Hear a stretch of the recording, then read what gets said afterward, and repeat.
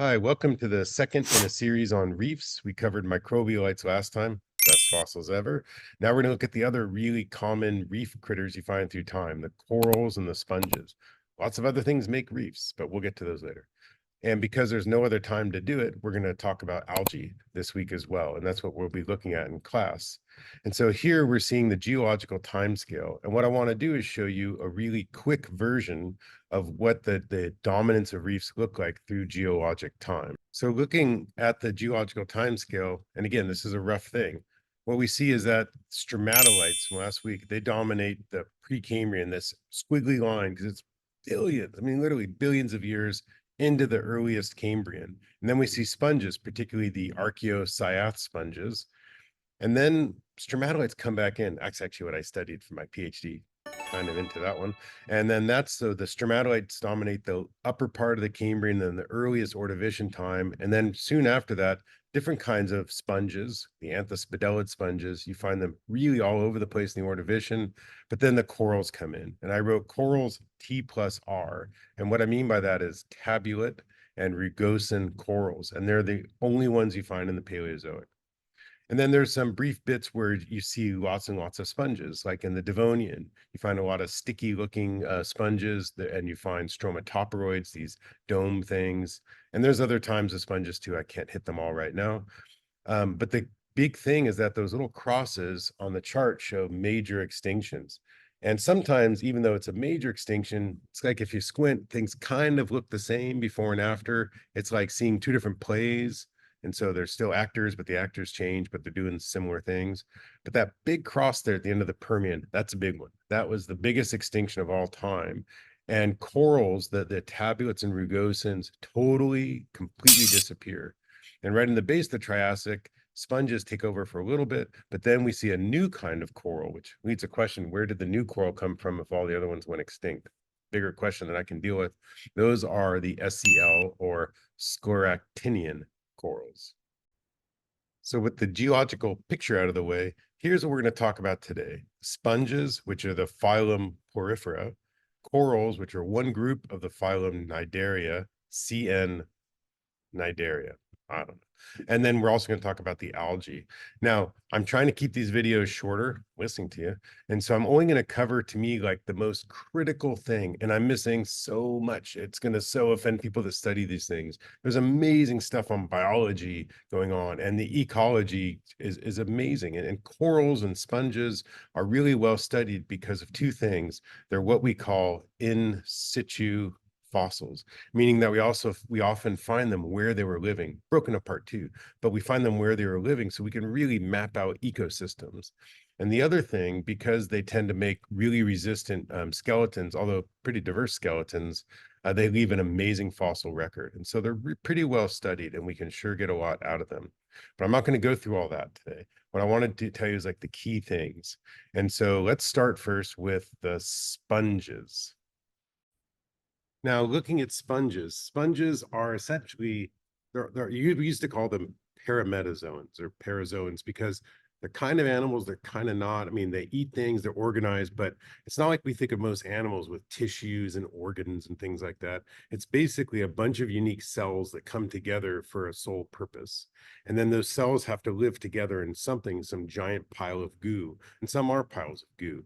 But most sponges, at least the ones that we know in the fossil record, and this lecture is super biased. It's totally biased towards things that we can find in the fossil record. So we got to keep that in mind.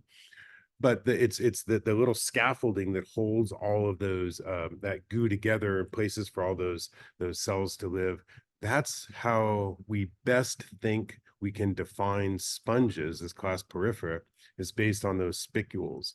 And so here I made a little flow chart. If you have a sponge in the rock record and there's no spicules, none of these organizing little structures to hold them together. And by organizing structures, typically microscopic, usually with a hand lens, you might see some little bits of it. But these are like little tiny pieces of like needles and little clumps that are in there. Anyways, no sponges, but still beautiful skeletons. Sorry, no spicules, but still beautiful sponges. Those are the archaeocyaths. Now, there are spicules, there's two varieties. They're either going to be made of carbonate or they're going to be made of silica. And if they're made of silica, they come in two varieties. These really beautiful, like six pokey spicules that look like little jacks, little 90-degree spicules, or it's silica building the spicules, but they're kind of lumpy. They look like child's drawings of bones and things like that.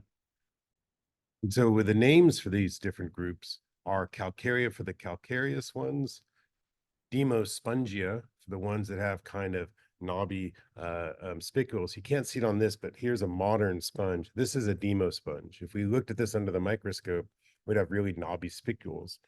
Here's a fossil demosponge. This one's from the Ordovician period. That was that little blip where there's a whole bunch of sponges, little carrot-shaped guys. And again, if we looked at this under a microscope, this Archaeocythia is the genus, we would see that the spicules are kind of knobby, silicious. And the last one on here are the hexactinellids, or also known as the glass sponges. And they make beautiful feathery structures. Here's a pretty common fossil glass sponge called it's a hexactinellid sponge, and it's called Hydnoceras is the genus. But if you look right here, you can see that pattern. Imagine squishing a bunch of perfect 90-degree spicules, and so they're preserved there. Now, that's one way to think about sponges in terms of their spicules, and maybe that's some kind of a true organization based on like evolution.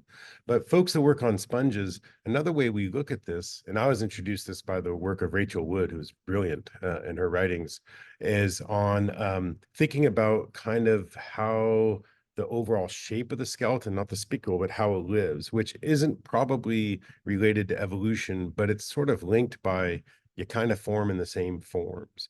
And what I remember Rachel Wood's papers talking about were the grades. Clade with a C, clade means, the taxonomic or the evolutionary organization, whereas grade means a similar structure. So if we think about these sponges as grades of sponges, there's four great classes, two carroty looking ones, or they look like carrots, and there's two that look like domes.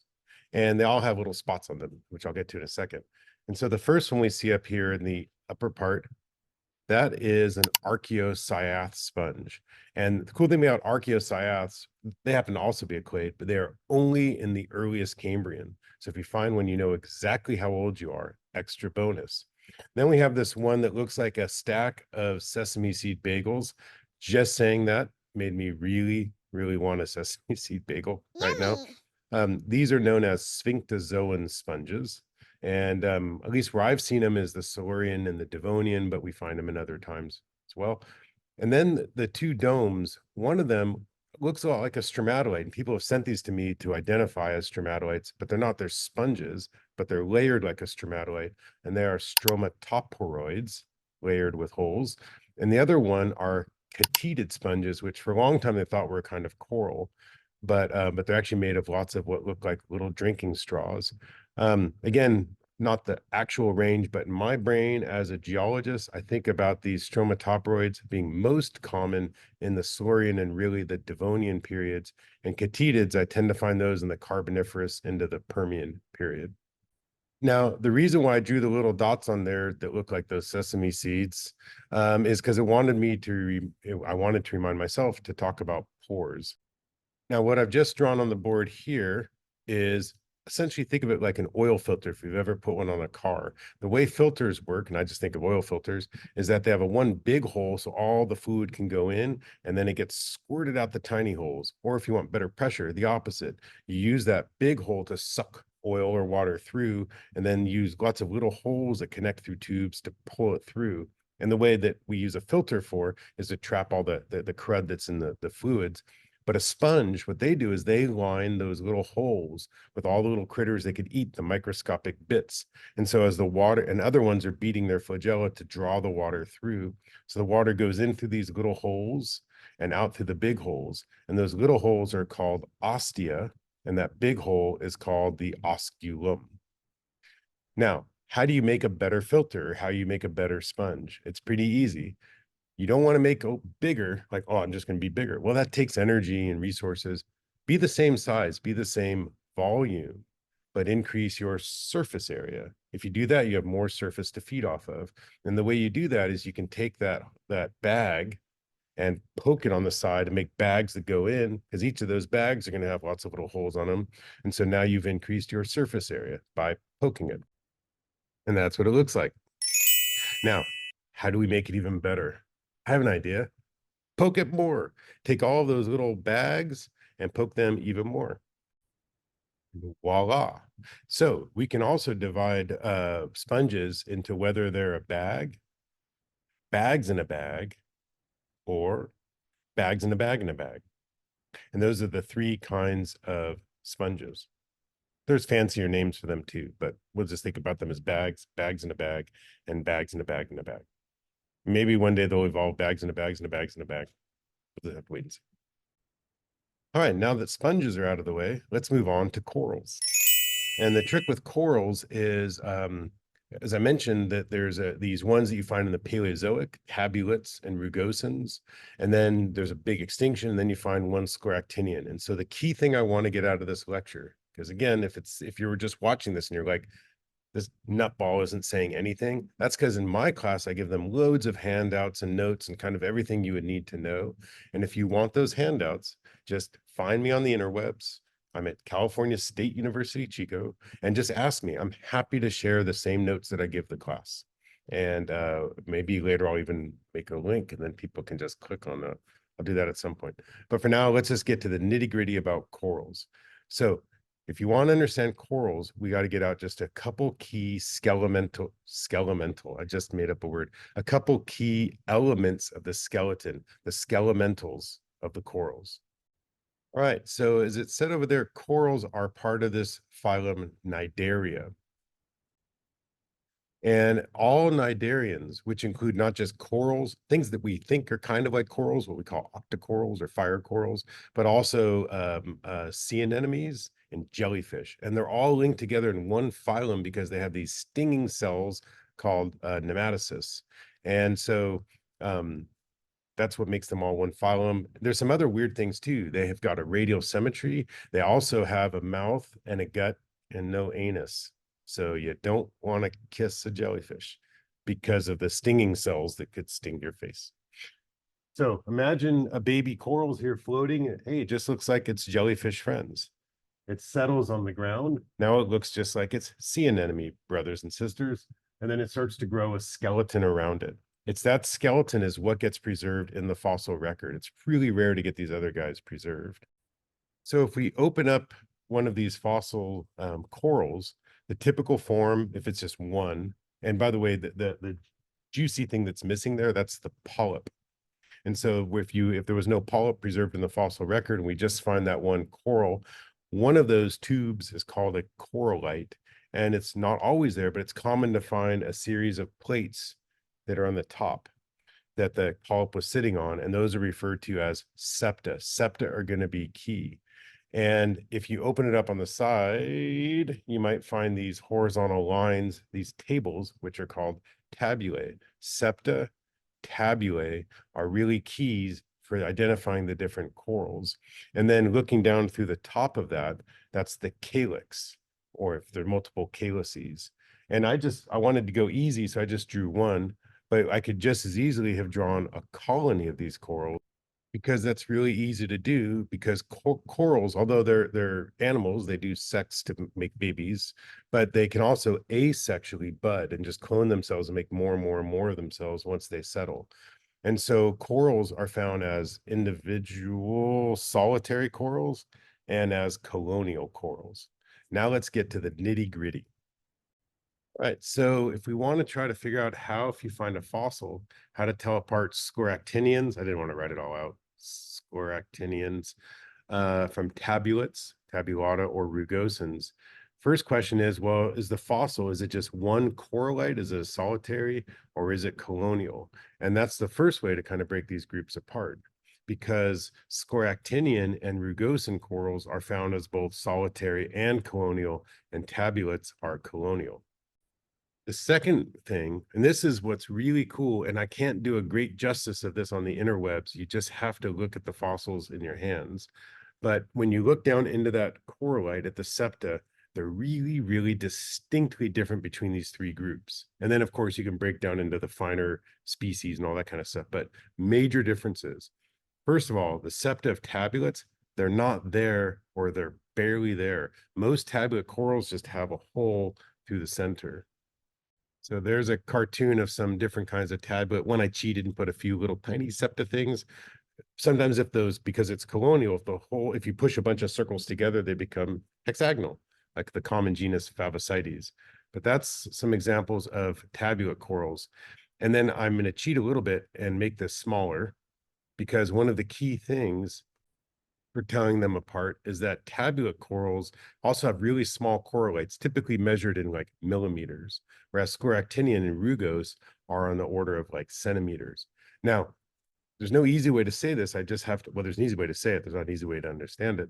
Rugosian septa are kind of just like thrown on there like a sloppy bicycle wheel. Sorry if I just offended everybody who ever studied Rugosian corals. It's just the way it looks like to me. Versus scleractinian corals use what's called a Portales plan. And this different between species, but basically they're in pretty much multiples of 6. And when you look at the coralite of a scleractinian coral, they just seem to be really, really well organized, like a much more of like a Moroccan tile pattern or something like that. And so let's look at some of these up close. Here is see my fingers for scale. Here's a solitary rugosan, cool septa, but do you see multiples of 6? Not really.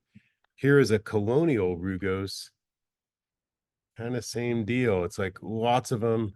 If you look at them up close, those lines, they're not quite so organized. There's my hand for scale. Now comparison, here is a colonial tabulate coral. Look at how much tinier these coralites are, and you don't see any septa in them.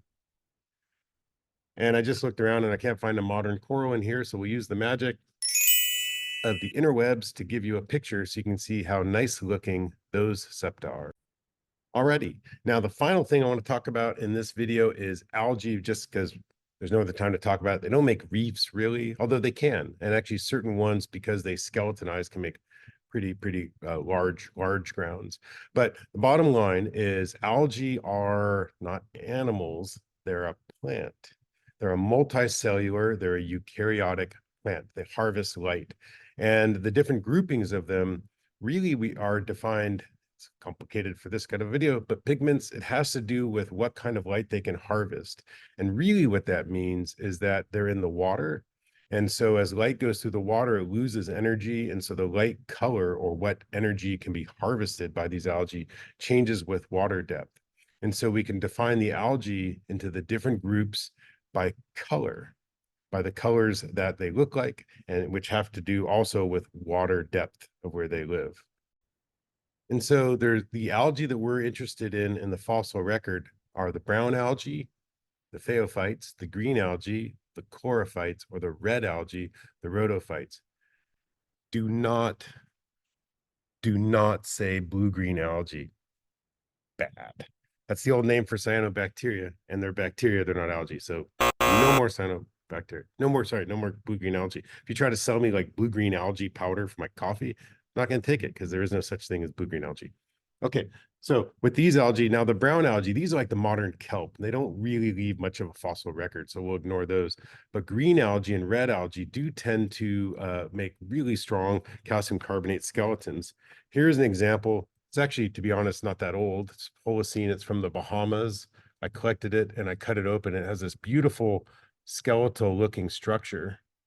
This is a modern red algae, and I've seen in the rock record places where red algae can make reefs. We call these rhodoliths of their skeletons. Now, this is an example of a fairly common, if you can find it in the Ordovician green algae. The common name for this is a sunflower coral, right? Now, this particular one is super cool because I found this in a glacial till. So this rock as a rock is Pleistocene. It's 1 million years old. Found it in Minnesota. But this kind of, this blue-green algae, I just said blue-green algae because I was trying so hard not to say blue-green algae. This green algae here, this lovely green algae, is is from the Ordovician, and it's from up in central part of Canada. We know that because we can identify it. So it's pretty cool. Even though this was found in a glacial till, because we can identify this fossil, it lets us know that this rock came all the way from central Canada down into Minnesota. Another cool benefit of fossils we hadn't thought of before. Well, hopefully this worked. And again, if you want more information, hit me up and I'd be happy to send you my class notes. Cheers.